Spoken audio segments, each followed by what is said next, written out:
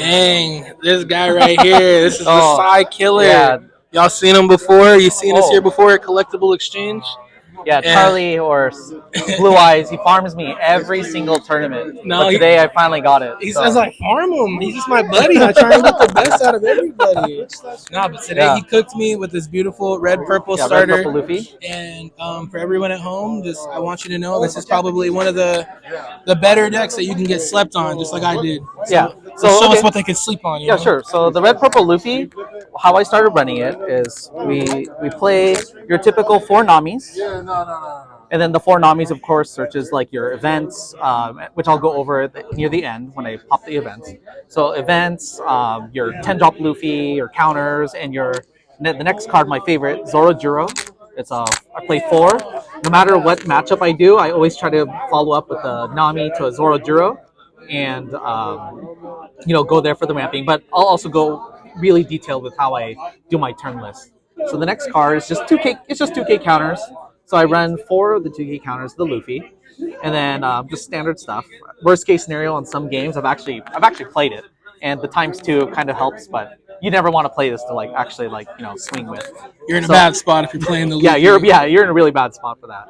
So I played three laws. So with the three laws, I cut it down from four to three because I always felt that now that I started running some other cards in the deck, which I'll show you in a little bit, it was kind of always painful to ramp down. It was nice to have them near the end because if they're have a lot of cards, then I could use that as last second plays to look for things. But yeah, they're not too bad. So the next one I do is 5 Missile Sundays. So I've been going on weeks trying to figure out with the Missile Sunday about Gene Bart or Missile Sunday. So they're both Gene Bart's a 4 cost, 1K power, and on play you use one active Dawn on your 5 Dawn turn as a Luffy to gain another Dawn to go to 6, and then from there use that attached Dawn on your leader to swing for 7. But the thing is that because this deck is so inconsistent with trying to find your bigger bodies, that isn't like 10-drop Luffy, I like the Missile Sunday just because I can draw, and it also serves as a ramp as well. So that's why I like it. And worst case scenario on some games, if you get it as a trigger, I will always activate it if I'm above 6 Dawn, so I can draw a card and have an extra body on the board and swing. Heck yeah, Yep. super good late game trigger. So the 3 cards, I also play the typical Rush Luffy. This helps a lot on some matchups where if you're playing against a Sakazuki deck, you're dealing with the Blockade or something, or those new Pillow Fortress decks, which is the Rosinantes. Yeah. Yeah, So this is not. the Yeah, if you can't go through that, you at least can do that. Yeah. You gotta have answers, everybody. So here you go. There's the queens. So I run 4 queens. This basically just helps again to search the deck for different cards, which I'm almost there to show. So yeah, 4 queens. I think it's pretty standard. Money's no objects. No way. And then my other 5 costs is just 2 Frankies, because I had to figure out ways to fit things into the deck. So the 2K counters, I figured 2 of these is fine. So I'm running a total of 6 2K counters. But we'll go over the events. Only 6? Yeah, only 6. Shut but up. I know only 6 That's 2Ks. why rad news for days, huh? Yeah. So the next one. Me and Alan helped him out here, bro. Oh yeah. Don't forget that, sorry. Don't forget that. So the next one, we got your 7 drops. I almost never play it unless I'm going against a Katakuri or basically a yellow matchup. The yellow matchup's probably my hardest matchup. All the other matchups are, I think, fairly easy.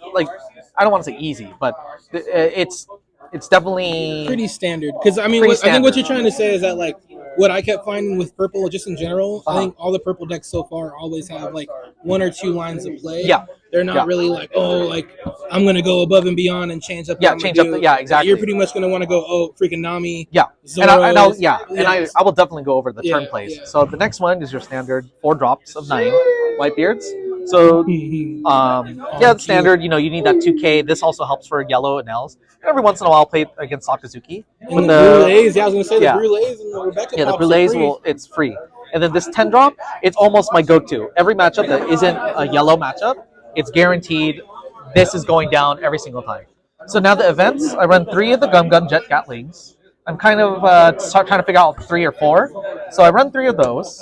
Your standard, if I have crappy cards in my hand that I don't need, because I only run 6 2K counters, then I will use these to pitch any of my non-counter cards. Then, of course, 4 Rad Beams. So, your typical standard defensive card for your Whitebeard. And then let's put these together. Now, the card that no one ever actually expects, I think it's a sleeper card, is the 3 Red Hawks. So the 3 Red Hawks, There you go. I'll put it right here for you. And then, okay, I was gonna say what's really important about today's game is that people aren't playing from OPO1 like we have. So for everyone that's been playing since the first set, we know what this card is. You know to play around it. Same as the jet pistol, which I don't think well, you're not playing jet pistol, right? Actually, I was going to show My two jet bad. pistols. Okay. Two jet pistols. So I mean, we all knew to play around this card, and watching him cook today, cook the Sakazuki guy, and I'm sitting there watching him play Rebecca's and stuff, knowing that he has to swing while he has 2 Dawn up. I'm like, wow, like people just don't know to play around this card. So like, take a note out of this man's book. It's like super surprised. I've won games with that trigger of minus 10k. No, I think that's also what helped you win our game just now because he minus my Katakuri down. Yeah. And that just would have been another life down and made my next turn a lot easier. Yeah, and it made it a lot easier, 100%. But then he slapped down double Newgate and just kind of carried it from there. But I mean, honestly, having the rad beams up, this man is lethal. Yeah. I watched him earlier tonight. I think he played 3 rad beams on a dude. Yeah, you couldn't even believe it. Like, yeah. Okay, so let me show you the turn-by-turn play. Yeah. So obviously with Red Purple Luffy, the only weakness is like I don't have God, what's his name? I don't have the what was the card? Not Gene Bart. It's like the other. He's like a 4 cost, 2k power. You play him, you gain a Dawn. Was it? Or are you talking about Jack? It's a purple card. Is it Jack? Yeah, not Jack. You're not the discard, right? No, no discard. Oh. Beppo? No, not Beppo. No, not Beppo.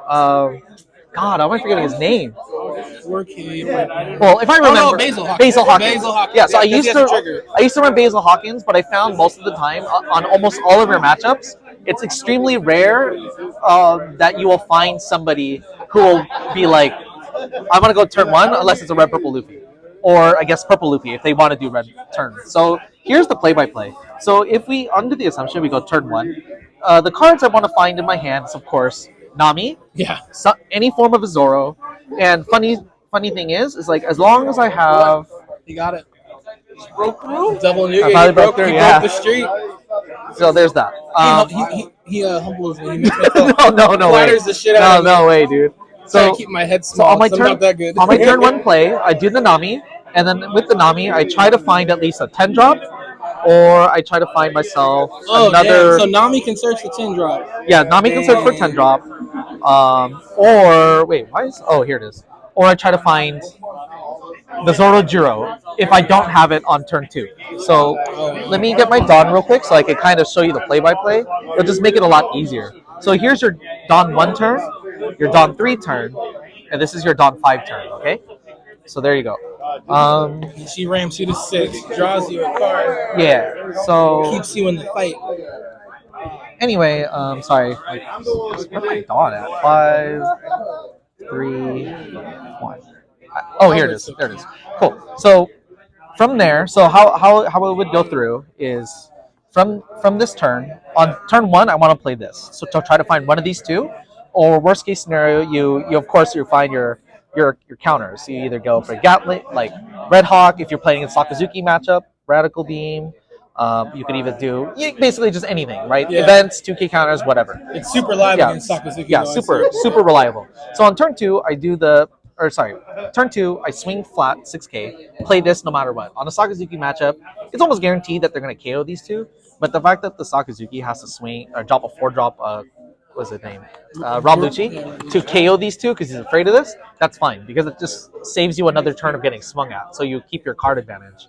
So on the off chance, right, let's say we go into our next turn, and we're now at 5 Dawn with our Zorojiro. So on the 5 Dawn turn, the idea would be to swing with 5, so you gain 1 active Dawn, right?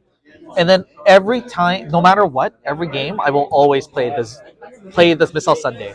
Because with the Missile Sunday, you gain 1 rested Dawn, and then you draw 1 card. So whatever that card may be, you draw it. So that's perfect. So I'm at 6 now versus the next turn. I let it die, do whatever, let these die, I don't care. So on the next turn, when we're at the 6 Dawn turn, we go to 7, 8, and then we go to our 9 Dawn. So at the 9 Dawn, then we go for our Whitebeard card, or worst case scenario, if you can't find your Whitebeard card, which is right here, you can always play your 7 drop to bait out any Ice Ages, to bait out any, or if you just don't have Whitebeard. So there's your 9. What else? Where's my other Dawn? I feel like I'm missing a Dawn or something. Losing cards. Rebecca Sugar. Let's see, 1, 2, 3, 4, 5, 6, 7, 8, 9, 10. Oh no, never mind. I'm just blind. I got 10. So there's that. So now here's where kind of like my kind of hand is what I'm trying to do. So on every Sakazuki matchup, the first thing I'm trying to do is just basically find my 10 drop. Find 10 drop, keep counters, do whatever. So the first thing on the Sakazuki matchup is as soon as I can get to a 10 drop, I will always drop it.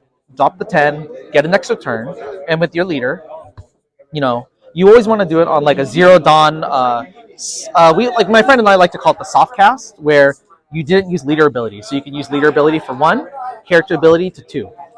Basically, just use active. You gain 1 rested, blah blah blah, or gain 1 active. But anyway, so you swing 7 into Sakazuki. Then you start your next turn, draw a card, and this is why I really like that Red Hawk card is because with the Red Hawk, let me find it real quick. Sorry. With the Red Hawk and having 1 Radical Beam, your following turn, right? You go 2, 3, 4.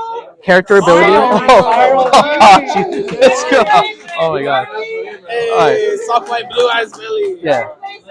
So on this, so when you start the next turn with your Luffy and your regular Luffy, you swing 7 again into like let's say a Sakazuki matchup, and then you swing 12. So the idea is that a majority of the time, I learned that all Sakazuki players, in order to get their combos off, if they don't have Ice Age, is they're always going to play Rebecca. And at this point, you want to hope that in the course of your aggro throughout the game, you're at least got the Sakazuki down to 1 life, or specifically 0. It'd be amazing if you got them to 0. Yeah. So when they do that Rebecca combo, the 4 cost, they might start minusing this. They use so much resources, like Hina, the 4-drop Rebecca, to a 3-drop Hina, -4. And then they might do, I don't know. I mean, if they have the Kuza on board and you didn't handle that, yeah. If the Kuzan's on board, then you're gonna have a bit of trouble. But if there's no Kuzan, not doing that. Yeah, if there's no Kuzan, they do the 4-drop into a 3-drop Hina, so -4. Then they'll probably do a couple, let's say, Meteor Volcanoes to -2. So it goes down to 4 cost. So 4 from Hina, 2 from Meteor Volcano. So it's down to -6. So it's at 4. No, it's and at 2 if you double Great Eruption. Oh, and then if he does another greater option, it's down to 2. Yeah. So if they do a Rob Lucci or something else, it's dead, right? But that's the crazy thing. So they'll be usually left with, at most, 4 Dawn. And if they feel safe, they're going to play a hard cast Rob Lucci or swing heavy. And that's where you drop the Red Hawk and it KOs their only blocker because you're at 6k. Because they had to commit so much into getting, let's say this is the Rebecca, they committed all that to kill your 10-drop Luffy. Just to murk the Rebecca. Yeah, just to murk the Luffy. And then from there, you got a 4k counter, and then the next one you have Radical V. And then if they're really at 0 Dawn, then your next turn you go up to 7 Dawn and you just swing 7. You just freaking win, yeah. So it's like, I was gonna say we're gonna have to do a deck discussion with the crew. Yeah. Leo's so loud, but we love him. Yeah. So we're gonna have to do a deck discussion because super right. What he's saying is that Sakazuki has to do these things ahead of their attack. Yeah. Because if they're not setting up and knowing what's in their hand, they're not sure how they're gonna follow through at the end of their turn. So that means they're using discard abilities at the start of their turn. Mm-hmm. They're usually swinging Sakazuki even when they really don't want to swing them, just to get the minus ability off leader. Mm-hmm. There's so many things that play against Sakazuki that you can utilize. And that's where he's really shining and seeing success. Because Sakazuki, I think, is his favorite matchup. He works Sakazuki. I work it. But so I just try to do the same combos like every single time. Nami into Zoro, into Bissell Sunday to go up to 8 Dawn the following turn. Drop your best case scenario, right? We drop our Whitebeard wherever that card is. Drop our Whitebeard, and then eventually, if you're being aggressive enough throughout the entire game, you could just you could just easily connect it to a 10 drop. Because worst case scenario, right? Let's say if we did the cool combo, everything's dead. You swing 10 with this character. The leader is, hopefully they're at like 2 life or something. Swing 10, they're gonna use a blocker. You drop this, you drop the 7. Then the next turn you drop a 10k swing and then a 12k swing. So you're basically essentially swinging 1, 2, then drop this. Next turn 3, 4. That's a four swings. If you want to go for the finish, or if you feel like you're out of... Sometimes I'll actually run this 10-drop Luffy just to draw cards, just because I'm looking for something. Just to get the extra drop. Yeah, because like, if I don't think I'm going to win next turn, it's like, okay, I have to play it, just so I can draw cards, create aggro, clear board as much as possible, Yeah. and then hopefully in that draw card I find like a 2K counter or a vet to like keep me alive, or I just lose. It's whatever. Well, hopefully you guys yeah. learned something from the That's master of the Red Purple Luffy. I think he's been the most committed out of anybody with this deck I've been list. playing this in set 5. I've Yeah. gone through many iterations with friends, all very good, very good. What's it called? Advice on like what's to try. So I've tried a good amount, and it's just over time. Finally, like this is the build. And like we're sitting here in California, so when he says good advice from good people, we're talking about real good players. We got buddies over here that top. Our friend Leo, he's going to the LA tournament. He's gonna get what, top 20 again? Hell yeah. So Yeah. at least you get some kind of merit. You're not just taking advice from some guy in the middle of the country. Yeah, playing people who that's true. Some can't Asian even guy afford all the just lists. plays Red Purple Luffy. Because I'm gonna tell you right now, I have the full-fledged out list. The guy we're sitting here talking about who's going to nationals and tops, he has a whole max rarity. So money's not the thing that's gonna stop people. It's the creative game plans that you come up with your deck, and they're not free wins at all. And no, they're really Charlie, hard. like I said, Charlie farms me. He farms me every tournament. If I'm always like second, like if I go to a tournament top 3, it's always guaranteed my only loss is against Charlie. Or other yellow decks. Don't get me wrong. The other yellow decks, it's hard to beat 10-drop big bombs. And Ella just in general, yeah. And then for someone like Luffy with 3 life, it's like it's not free again, guys. So take a page out of my boy here, and hopefully you guys follow his channel. It's cool guy. Oh, stop! Cool I'm guy. blushing. Oh no! Oh no! We're good. All right, let's go get you a winner.